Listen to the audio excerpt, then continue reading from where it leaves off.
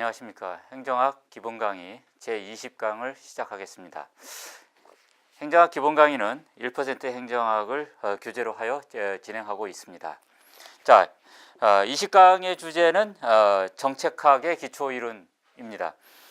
교재 제3편 제1장이 20강의 주요 내용입니다. 자, 교재를 함께 보시죠. 자, 정책학이 무엇이냐? 행정학의 그 이론적 흐름에서 1960년대 미국 사회의 그 혼돈적인 그 사회 변동 상황에서 사회 문제를 해결하려는 어떤 그 처방적 학문으로서 등장한 것이 정책학이다, 이렇게 설명을 드린 바 있습니다. 그 사회 문제를 해결한다. 이것이 정책의 기본 아이디어예요. 정책학은 정책을 통해서 사회 문제를 해결하는 여러 가지 방법과 기술, 그리고 방향에 관한 체계적 과학적 학문이다, 이렇게 볼 수 있습니다. 그러면 폴리시는 사회 문제를 해결하는데 중점을 두는 그런 학문입니다. 그러면 사회 문제란 무엇일까요? 사회 문제는 사회의 현재 상태와 그리고 현재 상태가 문제가 있으면, 즉 문제가 있다는 것은 어떤 거 바꿔야 될 필요성이 있다는 얘기입니다. 어떤 상태로 바꿔야 되느냐? 미래 상태. 즉 우리가 바람직하다고 생각하는 개선의 상태를 미래 상태라고 하죠. 그러면 예를 들어서 청년 실업률이 높다. 그러면 그건 현재 상태입니다. 상당히. 그럼 청년 실업률이 높다라는 거에는 어떤 그 실업이 어떤 상태에 있다라는 사실적인 내용하고요, 실업은 바람직하지 않다라는 가치 판단적인 요소가 이 복합적으로 관련되어 있는 부분입니다. 그래서 이 현재 상태를 그러면 바꿔야 될 필요성이 있냐라는 거죠. 그런 현재 상태를 실업률을 더 낮춰야 된다 하는, 얼마까지 낮출 것이냐 하는 그런 개선된 미래의 상태, 이 차이를 우리는 여기를 갭이라 그러죠. 이거를 사회 문제라고 봅니다. 그러니까 이 갭이 크면 클수록 사회 문제의 강도는 커지는 겁니다. 즉 사회 문제의 강도가 커지면 정부가 해결해야 될 필요성이 크다라고 생각하는, 즉 해결의 우선순위가 높아지는 사회 문제로 선정이 되는 것이고요. 그러면은 이 사회 문제를 해결하기 위한 구체적인 방안으로서 정책이 만들어지는 것입니다. 바로 이러한 정책학은 다양한 사회 문제를 어떻게 해결할 것이냐라는 것에 대해 초점을 맞춘 학문이다라고 볼 수 있습니다. 그러니까 상당히 그 실증적이면서도 가치 판단 문제와 관련된 규범적인 문제다, 이렇게 정책학의 성격을 정의할 수 있는데요. 이런 점에서 이 정책학은 그 1930년대 이후 그 서구 사회 학계에서 풍미했던 행태주의와 상당히 대립적인 위치에 있습니다. 그러니까 행태주의라는 것은 어떤 가치 판단적 문제를 배제하고 현상에 있는 사실에 대한 논리적, 실증적 분석을 주로 하는 그런 학문 체계입니다. 이에 반해서 정책학은 사회 문제에 대해서 실증적인 분석과 또 가치 판단적인 요소를 통해서 이를 개선해 나가는 구체적인 방안을 발굴하고 그리고 실현해 나가는 과정을 분석하는 그런 학문이라는 점에서 상당히 대조적인 위치에 있고요. 교재에서 보시듯이 여러분들 그 정책학을 주창한 학자는 크게 이제 라셀과 드로우로 볼 수 있습니다. 라셀은 이제 1950년대부터 시작해서 정책학을 가장 선도적으로 주창했던 학자이고요. 초기에 라셀의 그 주장이 1950년대 워낙 그 미국 사회에서 행태주의 혁명이 강하게 불던 상황이기 때문에 그다지 그 반응을 받지 못했어요. 그러다가 1960년대 때 이제 그 존슨 행정부에서 그레이트 소사이어티라는 슬로건을 걸고서 빈곤 퇴치 프로그램을 대대적으로 추진하면서 각종 실업자 구제 프로그램이라든가 빈곤 층에 대한 어떤 지원 프로그램 이런 것들이 시행되면서 그런 정책이 어떻게 만들어지고 또 어떻게 집행이 되어야지 성과가 나는지에 대한 실용적인 지식이 필요하다라고 해서 정책학이 1960년대 때 본격적으로 이제 연구되기 시작했고요.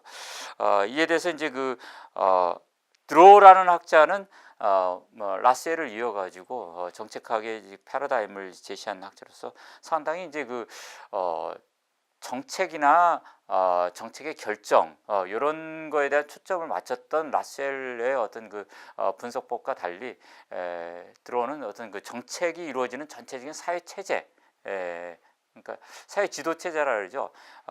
또는 메타 폴리시 메이킹이라고 하는 초정책 과정이라고 하는 정책이 이루어지는 그런 전체의 순환 과정 이라는 시스템에 대해서 분석을 하고 이를 통해서 하나의 정책의 효과성을 담보할 수 있는 제도적 틀이 먼저 확립되고 이 틀 안에서 효율적인 합리적인 정책 결정이 이루어져야 된다라고 이렇게 좀 거시적 틀을 제시했다라는 점에서 의의가 있고요. 그다음에 이제 뒤에 의사결정론에서 나오는 그런 초합리성 직관이라든가 이런 정책 결정자의 그런 질적인 요소, 그 다음에 정책 과정에서의 어떤 참여자들의 어떤 경험으로부터 나오는 지식 이런 것들을 기초로 해서 정책을 연구해야 된다.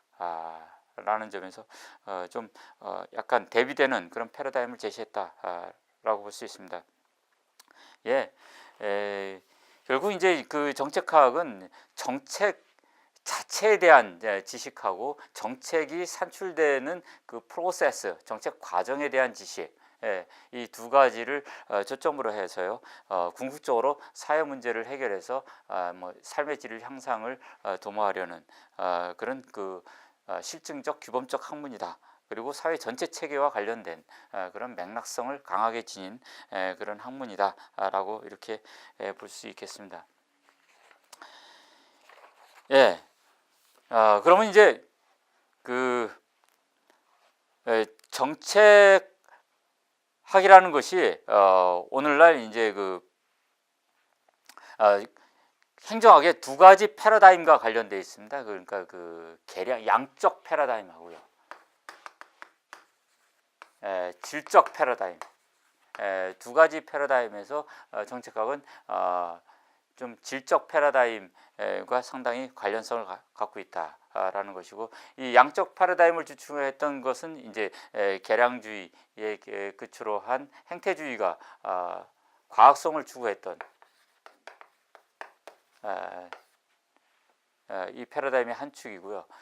질적 패러다임은 오늘날 이제 기술성을 강조한 패러다임이고요. 여기가 이제 현대 행정학에 있어서 거버넌스론이라든가 그 다음에 정책학 이런 쪽이 이런 질적 패러다임과 관련된 것입니다.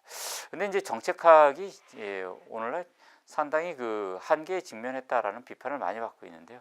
결국은 이것이 행정부의 모든 어떤 결정 권한이라든가 정보의 집중 이런 것들을 초래해가지고 결국 권한의 집중만 초래한 거 아니냐 이런 비판을 많이 받고 있습니다. 특히 1960년대 때 등장한 PPBS 에서는 계획예산제도인데요. 이런 것이 여러 가지 스텝에 대한 정책에 대한 다양한 정보의 집중을 통해 가지고 중앙집권화를 초래했다라는 비판을 많이 받고 있습니다. 자, 정책학을 제대로 이해하려면 이제 정책의 개념을 이해해야 되죠. 정책의 개념이라는 걸 어떤 사회 문제를 해결하기 위한 방안이다. 이렇게 간단히 표현할 수 있습니다. 기본적인 속성으로 이제 정부가 해야 되고요. 또 상당히 권력성을 갖고 있습니다.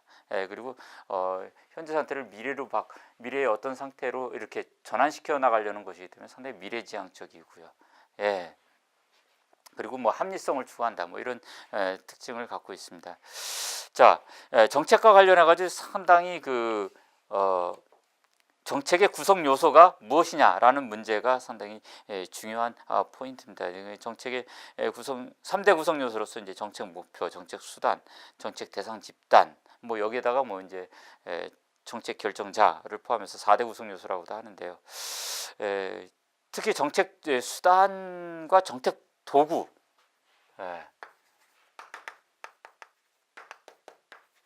수단과 정책 도구라는 거를 좀 비교를 하세요. 여긴 영어로는 이제 이건 인스트루먼트고요. 이거는 툴입니다. 예. 뭐 정책의 어떤 그 목표와 수단의 연쇄 관계에서 보면은 이제 정책 수단이 도구보다 더 상위적 개념에 있는 것이고요. 정책 수단을 다시 실질적 정책 수단하고 이제 보조적 정책 수단으로 이렇게 나누는데요.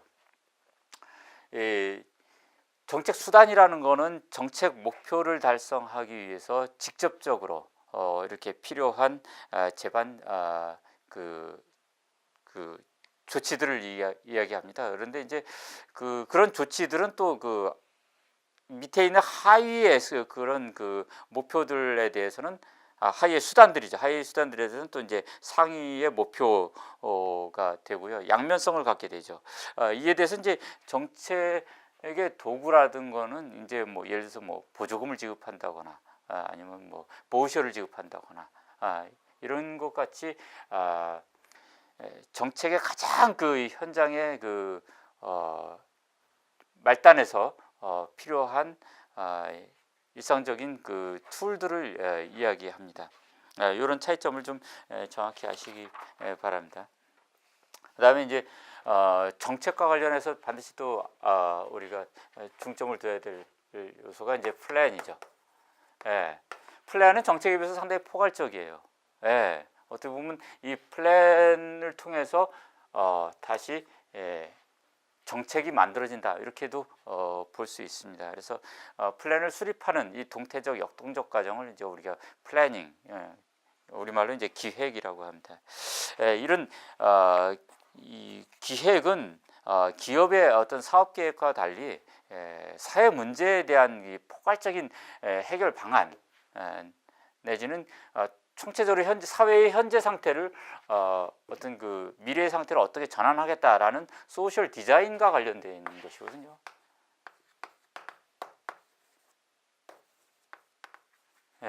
이 사회 설계 문제와 관련되어 있는 것이에요. 그렇기 때문에 사실 다원주의라는 정치 이데올로기에 근거를 하고 있는 미국과 같은 서구 사회에서는 이런 소셜 디자인이 과연 공공부문, 정부 조직에 의해서 이루어지는 것이 과연 바람직하냐, 반민주적인 문제 아니냐라는 것 때문에 소셜 디자인에 대한 굉장히 거부감이 강합니다. 그래서 플랜을 정부가 주도적으로 하는 것에 대해서 상당히 반대하는 그런 입장이 있는데요. 특히 1930년대 때 루즈벨트 대통령이 한 뉴딜 정책이 경제공황을 극복해야 된다는 사회적 필요성 때문에 다양한 국가 주도의 계획이 수립되고요. 그리고 강제적인 그런 경제 정책들이 포괄적으로 이렇게 추진이 됐어요. 그래서 상당 부분 미국 사회에서 이 소셜 디자인 부분이 굉장히 논란이 되면서 결국은 이것이 위헌 소송까지 휘말려서 상당 부분이 또 위헌 판결을 받아서 무효화되는 이런 현상도 발생했습니다. 그래서 이 소셜 디자인에 대해서 보시면은요, 과연 공공기획이 민주사회와 서로 양립할 수 있느냐라는 문제에 대해서 대표적으로 이것을 반대했던 사람이 이제 칼 포퍼고요. 열린 사회와 그 적들이라는 책을 통해서 반대했던 것입니다. 결국 열린 사회는 특정한 어떤 기획가에 의해서 사회를 일방적으로 이렇게 또 구속적으로 이끌어가는 것이 바람직하지 않은 사회다라고 이렇게 개념 정의를 내린 바 있습니다. 자, 그다음 우리가 또 정책과 관련해서 추후에 우리 다양한 이제 정책 평가와 관련해서 알아야 될 사안인데요. 이 정책이 어떤 효과를 발생하느냐라는 것에 대해서 정책 효과의 다양한 차원들이 있습니다.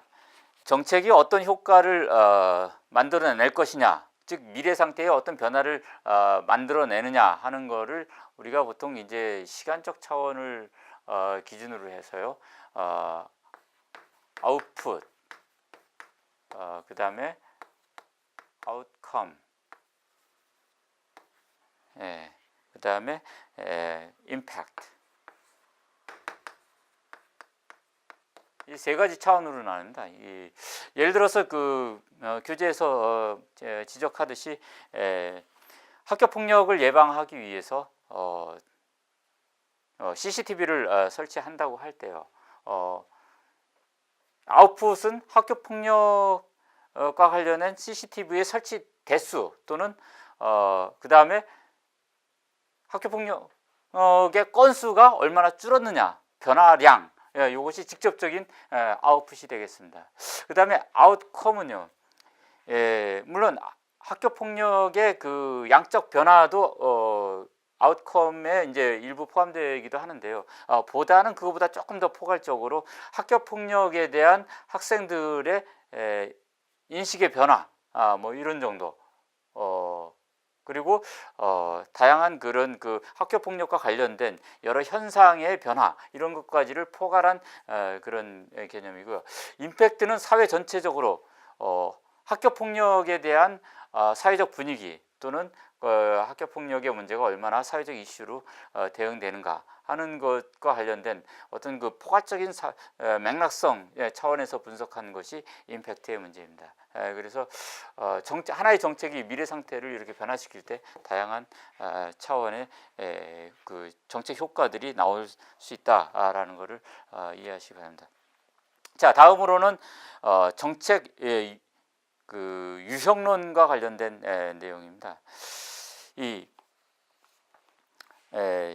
정책 유형론은 이제 그 특히 로이라는 학자에 의해서 주창이 돼 가지고 관심을 끌었던 그런 분야인데요.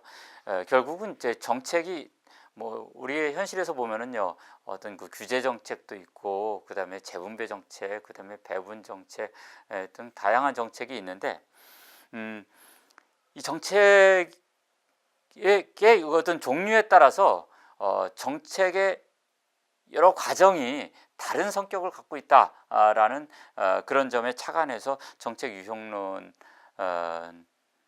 이제 중요하게 대두되기 시작했습니다. 특히 이제 로이는 배분 정책, 규제 정책, 그다음에 재분배 정책으로 처음에 구분했다가 나중에 이제 구성 정책이라는 걸 추가했는데요.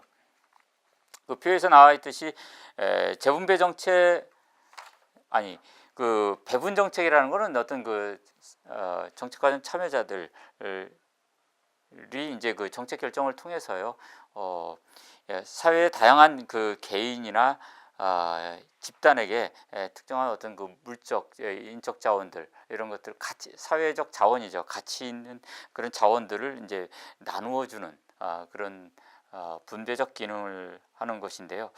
이게 특징이 이제 그 상당히 참여자들 간에 이 넌 제로섬 게임입니다. 그러니까 어느 한쪽이 다 독점하기도 힘들고요. 그리고 이쪽이 이익을 많이 가졌다 그래가지고 다른 쪽이 그에 상응해서 그대로 손실이 발생하는 이런 그 상황이 아니기 때문에 상당히 그 정책과정 참여자들 간에, 특히 이익 집단들이죠. 이익 집단들 간에 이 그 어떤 담합행위라든가 표의 교환행위 이런 것들이 많이 이루어지고요. 그 다음에 우리가 포크 배럴 폴리틱스라고 하거든요. 돼지구이식이다. 그러면 우리가 농장주가 이 먹이를 이렇게 주면은 돼지들이 막 몰려들거든요.